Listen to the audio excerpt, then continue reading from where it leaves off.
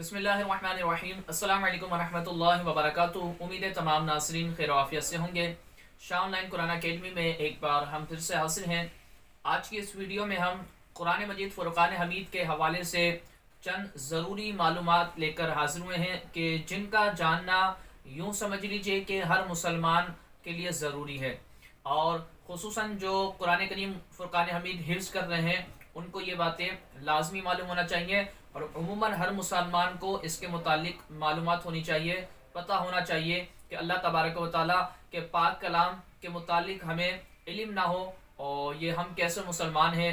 तो हमें अपने आप पर ये अफसोस करना चाहिए कि इन मालूमात से हम अभी तक ना आशना है। तो अगर आप अभी तक ना आशना थे तो इस वीडियो को मुकम्मल देख लीजिएगा। इंशाअल्लाह सुब्हानअल्लाह वो कुछ ज़रूरी मालूमात इस वीडियो में हम आपको देंगे, तो वीडियो इंशाल्लाह आपको पसंद आएगी। और वीडियो पूरी देखकर इसको लाइक कर शेयर भी कर दीजिएगा, और चैनल पर नए इसको सब्सक्राइब करके बेल आइकन पर क्लिक कर दें। इंशाल्लाह इस तरह की इन्फॉर्मेटिव वीडियोस आप तक पहुंचती रहेगी।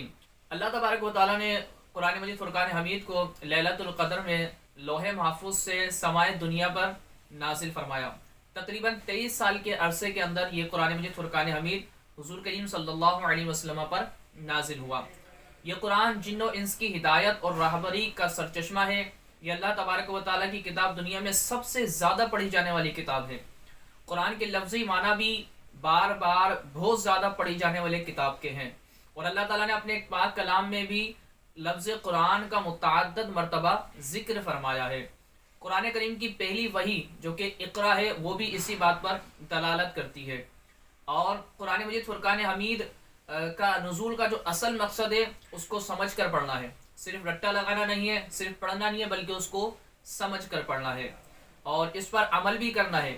अगरचे अगर कोई इसको समझ कर ना पढ़े, सिर्फ कुरान की तिलावत ही करे, तो कुरान ऐसी रब की पाक कलाम है कुरान कि उसको पढ़ना भी इबादत है, उसको देखना भी इबादत है, उसको छूना भी इबादत है। इन तमाम पर उसको सवाब दिया जाता है। जैसे कि हदीस मुबारक के अंदर मुतअद्दिद आयात सूरतों के मुतालिक नबी पाक सल्लल्लाहु अलैहि वसल्लम ने उसके फ़ज़ाइल को बयान किया है। तो आज की इस वीडियो में जो चंद ज़रूरी मालूमात जो हर मुसलमान को मालूम होना चाहिए, तो इंशाअल्लाह वो हम आपको इस वीडियो में देंगे। वो ये है कि कुरान मजीद फ़ुरक़ान हमीद उलमाए किराम ने मुख्तलिफ़ एतबार से इसकी तक़सीमात की है आसानी के लिए।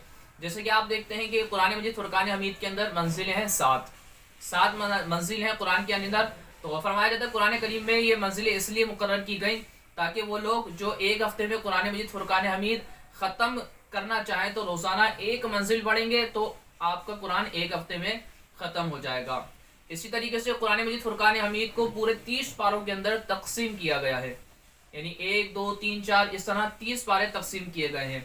तो इसमें एक जो हज़रात एक माह में कुरान मजीद फ़ुरक़ान हमीद ख़त्म करना चाहें तो वो रोज़ाना एक पारे की तिलावत करेंगे, तो इंशाअल्लाह इससे एक माह में आपको कुरान भी ख़त्म होगा। और बच्चों के समझने के लिए, उनको पढ़ाने के लिए भी ये इसीलिए इसको 30 पारों में तकसीम किया गया है।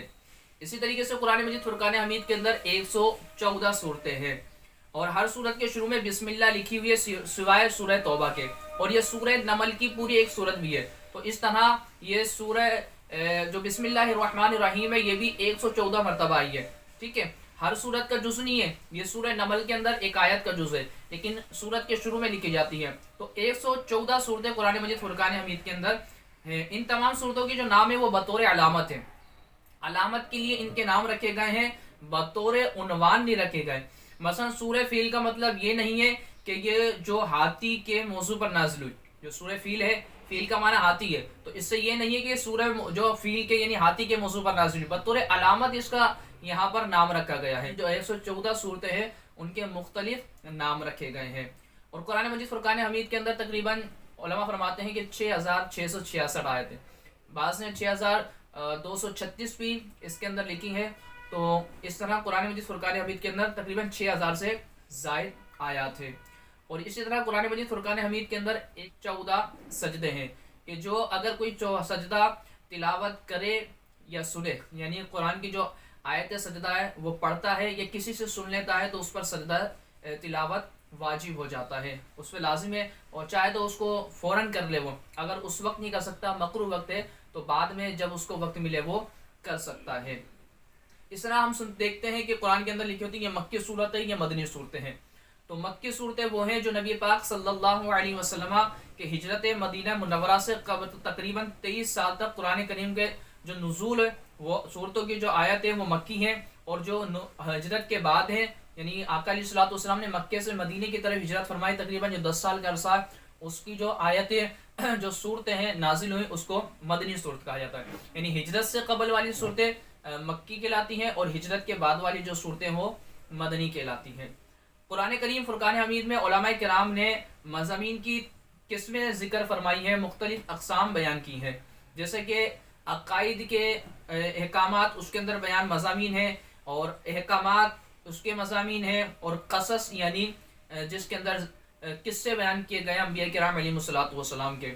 عقائد جیسے کہ توحید، رسالت، آخرت وغیرہ کے مضامین اسی کے تحت آتے ہیں. عقائد پر قرآن کریم نے بہت زور دیا ہے اور بنیادی عقائد کو مختلف الفاظ سے بار بار ذکر فرمایا. ان کے علاوہ فرشتوں پر ایمان لانا، آسمانی کتابوں پر ایمان لانا، تقدیر پر ایمان لانا، جزا و سزا، جنت اور دوزخ، عذاب اور قبر، ثواب قبر، قیامت تک کی تفصیلات وغیرہ بھی مختلف عقیدوں پر قرآن کریم میں روشنی ڈالی گئی ہے. تو یہ جو مضامین ہیں عقیدے کے ہیں. اسی طریقے سے جو احکام کے تحت آیاتیں آتی ہیں ان کے اندر جیسے کہ عبادتی احکام، نماز، روزہ، زکوٰۃ، حج وغیرہ کے احکامات، مسائل. قرآن کریم میں سب سے زیادہ تاکید نماز پڑھنے کے متعلق آئی ہے، اور قرآن کریم میں نماز کی ادائیگی کے حکم کے ساتھ عموماً زکوٰۃ کا حکم بھی دیا گیا ہے. اس طرح معاشرتی احکام مثلا حقوق العباد کی تفصیل قرآن میں بیان کی گئی ہے. معاشی احکام کے خرید و فروخت، حلال و حرام، مال کمانے اور خرچ کرنے کے مسائل کو قرآن کے اندر بیان کیا گیا ہے. اسی طرح کا اخلاقی اور سماجی احکام کے افرادی اور اجتماعی زندگی سے متعلق احکام اور مسائل کو بیان کیا گیا ہے. اس طرح سیاسی احکام، حکومت اور رعایا کے حقوق سے متعلق احکام اور مسائل کو بیان کیا گیا ہے. اس طرح عدالتی احکام یعنی حدود اور تعزیرات کے احکام اور مسائل کو قرآن کے اندر بیان کیا گیا ہے. اور آخر کے اندر جو قرآن مجید فرقان حمید کے اندر جو قصص بیان کیے گئے یعنی گزشتہ امتوں کے واقعات کو بیان کیا گیا ہے، انبیاء کرام علیہ الصلوۃ والسلام کے واقعات کو بیان کیا گیا ہے. تو 3 یہ قسمیں بیان کی ہے بنیادی طور پر، عقائد، احکام اور قصص کو بیان کیا گیا ہے. تو یہ ضروری چند معلومات تھی جو ہم نے سوچا کہ آپ کو دے دی جائے، اور یہ آپ ہو سکے تو اپنے پاس لکھ لیجئے اور ویڈیو کو لازمی طور پر شیئر بھی کر دیجئے کہ اس قرآن کے متعلق ہمیں یہ بنیادی معلومات ہونی چاہیے. اللہ تبارک و تعالی ہمیں قرآن کو سمجھ کر اس پر عمل کرنے کی توفیق عطا فرمائے. ہمارے چینل سے جڑے رہیں گے تو انشاءاللہ اس طرح قرآن کے متعلق اور بھی آپ کو معلومات ملتی رہے گی. السلام علیکم ورحمۃ اللہ وبرکاتہ.